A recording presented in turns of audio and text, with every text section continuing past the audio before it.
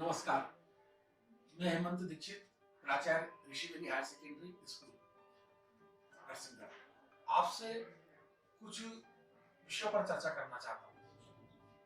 विषय बहुत सहज और सामान्य से है, जो हम सब आपस में बहुत अच्छे से समझते भी हैं। हम जानते हैं कि आज के जमाने में जितने भी स्कूल चल रहे हैं, वो सभी कहीं ना कहीं समाज को मार्गदर्शन देने की दिशा में चल रहे हैं। लेकिन हम सब ये भी जानते हैं कि कोई भी मार्गदर्शन, कोई भी विषय बिना फीस के, बिना शुल्क के पूर्ण नहीं होता।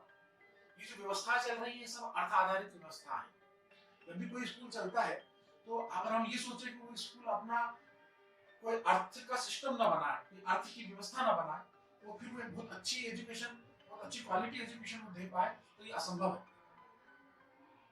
हम आज की ही बात ना करते हुए यदि हम पुरातन काल की भी बात करें, तो आपको ध्यान होगा कि पुराने समय में जब गुरुकुल चला करते थे, तो वहां भी किसी न किसी प्रकार से शुल्क की व्यवस्थाएं थी, या किसी न किसी प्रकार से मूल्य की व्यवस्था थी।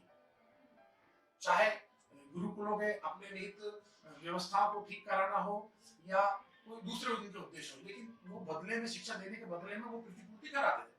आपको ध्यान होगा कि जब द्रोण ने शिक्षा दी अर्जुन को, पांडवों को, तो उसके बदले में उन्होंने अपने जो मित्र कह लें या दुश्मन कह लें, उनका राजपाट उनसे मांग लिया था कि मुझे पूरा एक राजपाट ला करके दे। ध्रुपद का राज मांग लिया था कि मुझे गुरु दक्षिणा में ध्रुपद का पूरा राजपाट चाहिए। वो उस ध्रुपद को अपमानित कराना चाहते थे कि कभी उन्होंने कुछ गाय हमको नहीं दी थी। ये एक अलग विषय, लेकिन शुल्क तो वहां भी था। आपने एकलव्य की कहानी सुनी होगी, जहां अंगूठा मांगा गया था एकलव्य से। शुल्क तो वहां भी था। तो कुछ ना कुछ कीमत तो हमको चुकानी पड़ती है। अब कई बार ये रहता है कि कीमत तो चुकाएंगे, आज नहीं तो कल चुकाएंगे, परसों चुकाएंगे, लेकिन समय पर, कहते हैं ना कि अगर समय पर न्याय ना हो तो वो अन्याय से भी बढ़कर हो जाता है। तो यदि हमने हमारे बच्चे की शुल्क जो रहती है, फीस है, वो यदि हमने समय पर नहीं दी, तो वो फिर देने ना देने का बहुत ज्यादा अर्थ नहीं निकलता। कारण ये है कि जो हम आपसे फीस ले रहे हैं, वो बच्चों की पढ़ाई लिखाई की फीस नहीं है। यदि हम उसे ऐसे कहें कि शिक्षा का अनमोल है, आप भी जानते हैं उसका कोई मोल ही नहीं हो सकता। हम कहें कि हमारे यहाँ की फीस 10,000 है, कि 15,000 है, कि 20,000 है, कि 2 लाख है, तो उससे भी कहीं ज्यादा अनमोल है, अद्भुत है। एक शिक्षक जो 15 से 20 वर्ष तक मेहनत करके जो कुछ प्राप्त करता है, अपने स्टूडेंट को क्षण भर में दे देता है। एक सेकंड भी संकोच नहीं करता कि जिस चीज को मैंने 20 साल में प्राप्त करा, उसको मैं अपने स्टूडेंट को इतनी आसानी से कैसे दे दूं। तो वो ये विचार नहीं करता, यानी कि वो अनमोल चीज दे रहा है। तो शिक्षा की तो कोई मूल होता नहीं। तो स्कूल फीस किस बात की लेते हैं?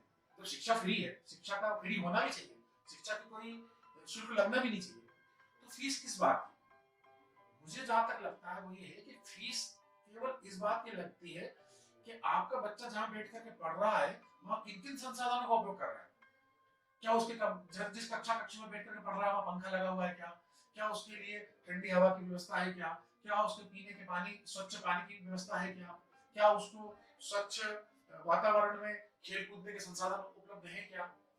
उसको शिक्षक किस स्तर के पढ़ा रहे हैं? ये सारी जो सुविधाएं उसको मिल रही है, बिजली की, पानी की, फर्नीचर की, उन सब व्यवस्थाओं की शुल्क होती है। मान लीजिए हमें लाइब्रेरी व्यवस्थित करनी है, तो उसके लिए निश्चित रूप से हमें शुल्क की आवश्यकता पड़ेगी, पैसे की आवश्यकता पड़ेगी। और ये पैसा यदि हम समय पर ना दें, तो ये अन्याय आपने स्कूल के साथ नहीं किया, ये अन्याय निश्चित रूप से आपने अपने बच्चे के साथ कर दिया। इसको ऐसे समझिए कि आज आपने बच्चा हमारे यहाँ भर्ती कराया, उसकी फीस जमा नहीं की। यदि आज आप बच्चा भर्ती कराने पर उसकी फीस देते, तो उस पैसे का उपयोग हम बच्चे के लिए लाइब्रेरी लाने में, वाटर कूलर लाने में, या खेल के संसाधन लाने में करते। पर चूंकि हमारे पास आपका पैसा नहीं आया है फीस का, तो हम अभी हमारा हाथ रोक लेते हैं। हम क्या करते हैं फिर कि जो हमारे जरूरी खर्चे हैं, जैसे वेतन है, तो सबसे पहले हम वेतन निकालने का प्रयास करेंगे। तो मूल चीज जो बच्चों के हित में निकलनी चाहिए थी, कि बच्चे की सुविधा बढ़नी थी, उसको खेलकूद के संसाधन मिलने थे, वो हम नहीं कर पाते। हम वेतन पर फोकस्ड होकर रह जाते हैं। और इसमें अन्याय आपने किसके साथ कर दिया? आपके बच्चे के साथ। उसको जो पुस्तकें पुस्तकालय में मिलनी चाहिए थी, वो उसको नहीं मिल पाई। उसको जो संसाधन विद्यालय में मिलने चाहिए थे, वो नहीं मिल पाए।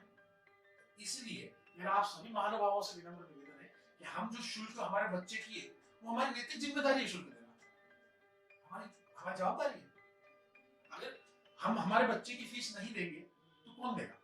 आप देखिए दुनिया में लाखों माता पिता ऐसे हैं जिनको ये सौभाग्य ईश्वर ने नहीं दिया है कि वो अपने बच्चे की फीस जमा कर सके। आप भाग्यशाली हैं कि ईश्वर ने आपको संतति दी है। लोगों ने तो संतान उत्पत्ति के लिए क्या क्या नहीं किया।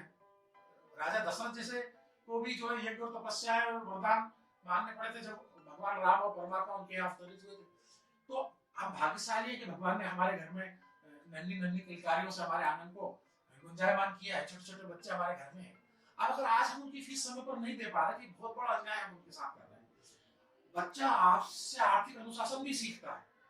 आज यदि आप आपके बच्चे की फीस समय से जमा करेंगे तो कल वही बच्चा अपने बच्चों की फीस भी समय से जमा करेगा, क्योंकि ये आर्थिक अनुशासन तो आपसे सीख रहा है। फिर मैं दूसरी बात भी कहता हूँ, आपकी प्रायोरिटी में शिक्षा किस नंबर पर है। यदि हम घर के खर्चों की लिस्ट बनाए तो आप अपने यहाँ शिक्षा को किस नंबर पर रखेंगे। क्या आपने शिक्षा पहले नंबर पर है। आप जो खर्चों की लिस्ट बनाते हैं वार्षिक, तो क्या पहले नंबर पर शिक्षा पर कहीं लिखते हैं। नहीं, यदि लिखते हैं तो निश्चित रूप से आपके बच्चों का भविष्य बहुत उज्जवल होने वाला है। और अगर आप 18वें या 19वें या 20वें या 25वें नंबर पर शिक्षा व्यवस्था को रखते हैं तो निश्चित रूप से जब बच्चे बड़े हो जाएंगे तब वो आपसे बिल्कुल कहेंगे कि आपने हमारी शिक्षा पर ध्यान नहीं दिया, आपने हमारी फीस समय पर जमा नहीं की। और आज हम देखते हैं कि कई बच्चे अपने माता पिता का साथ नहीं देते। तो इसलिए नहीं देते हैं कि जब वो बच्चे छोटे थे तो क्या माता पिता उनके साथ खड़े रहे उनकी हर जरूरत को पूरा करने के लिए। शिक्षा संबंधी हर जरूरत को पूरा किया क्या उनको, जो उनकी आवश्यकता थी, नहीं की। उसमें हम ये सोचते रहे कि उधारी में पढ़ा लें। आप बताइए आज के समय में, वर्तमान समय में कौन सी चीज उधारी में चल रही है। आज हर चीज नगद में है। आप चाहे मोबाइल का बैलेंस हो, चाहे पेट्रोल हो, चाहे घर का किराना हो, हर चीज नगद में आती है, सब्जी से लेकर तो कपड़ों तक। केवल शिक्षा एक ऐसी चीज है जो उधारी में चल रही है। और मेरा ये मानना है एज ए प्राचार्य कि शिक्षा व्यवस्था ही नगद में चलनी चाहिए, बाकी भले सब कुछ उधारी में चल जाए।